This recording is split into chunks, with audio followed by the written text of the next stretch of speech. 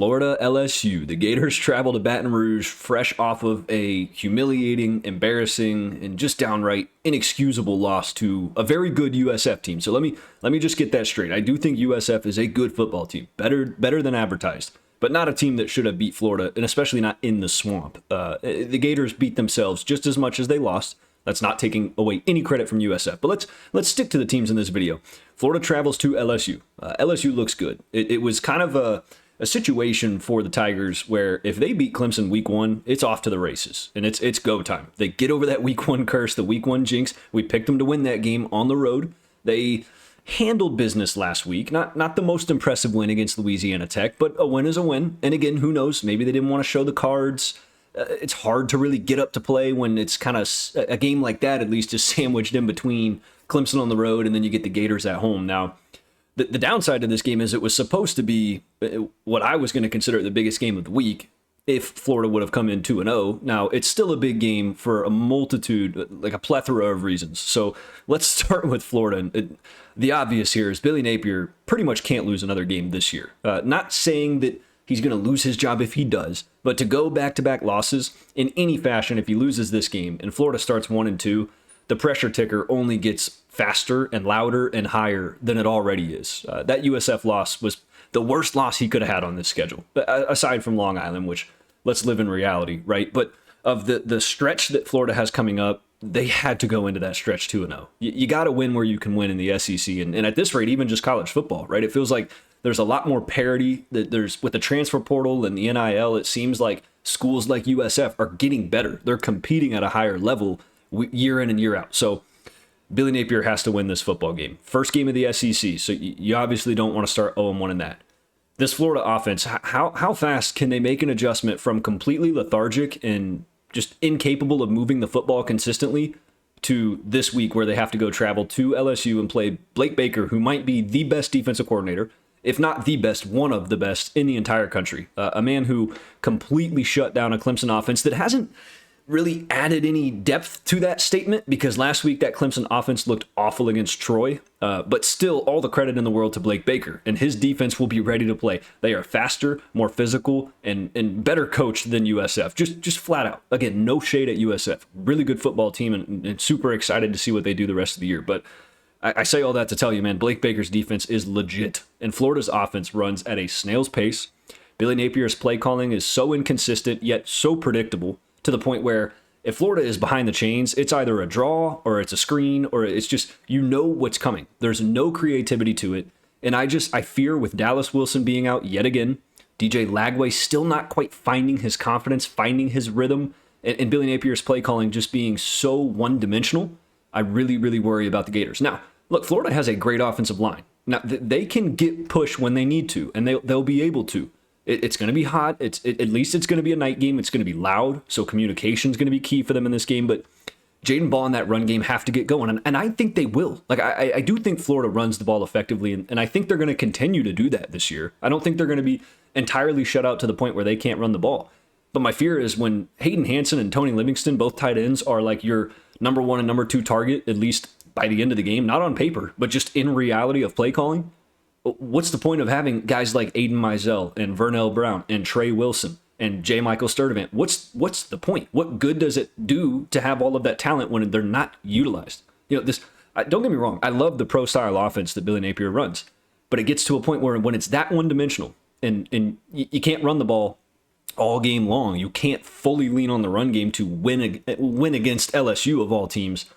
Who do you look to? What does DJ Lagway do? His legs have been completely a non-factor this season. That's something I wanted to see, was a little bit more usage of his legs. It hasn't been designed, nor has DJ Lagway even looked comfortable running the football, let alone passing. The separation, Florida hasn't even really gotten into the playbook enough to key some of those guys open or even give them any kind of route concepts that creates separation or any kind of explosive plays. Everyone raves about the deep ball from DJ Lagway.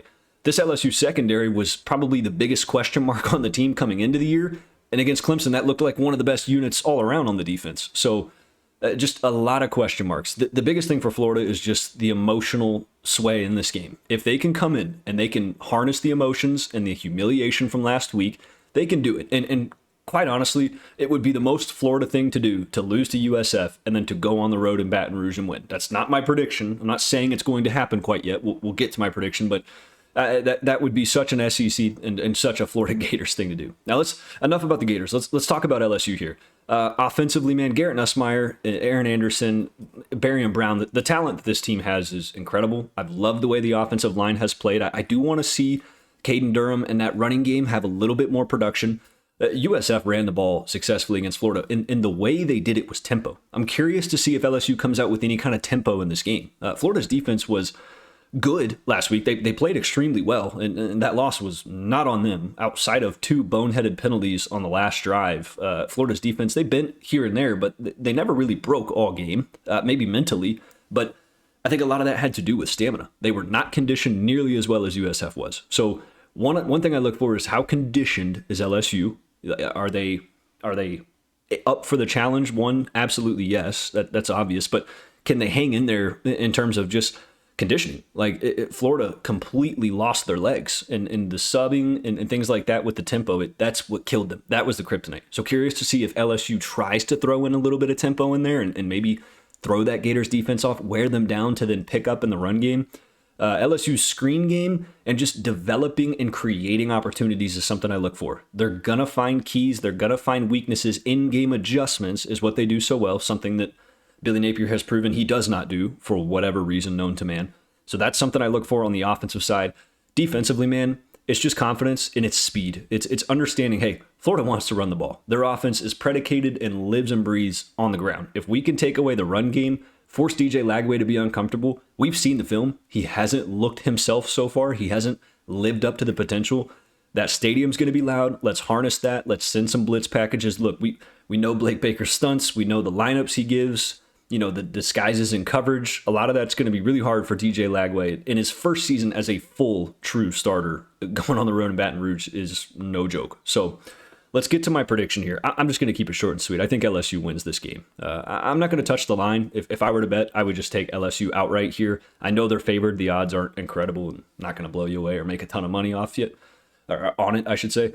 But I just don't see a world where Florida gets this done. That quick of a turnaround in a week. As much as I want to utilize that tactic of like Florida's going to harness the emotion and Billy Napier's a player's coach and he's going to have his guys ready to play, I don't even look at last week's loss as a factor in this pick. Like, I seriously just think the emotional side for LSU, the confidence that team's playing with, that week 1 win on the road against Clemson, and just the coach that Brian Kelly is, like, this is a business trip for LSU, a business trip into their own stadium. Amazing environment on the docket here for us.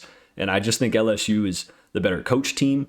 And again, I think LSU wins this football game. So Florida could do it. Like I said, it would be the most Florida Gator thing to do. But I just don't think LSU's maybe trip game or stumble game is quite yet. I think they're rolling and they're going to keep it going. So appreciate you guys for tuning in. Let me know what you think in the comments. If you think Florida wins this one, I'd love to hear that and hear why. If you got LSU winning, I'd also love to hear that and love to hear why. So if you guys haven't already, like, comment, subscribe, and I'll see you in the next video. Thank you.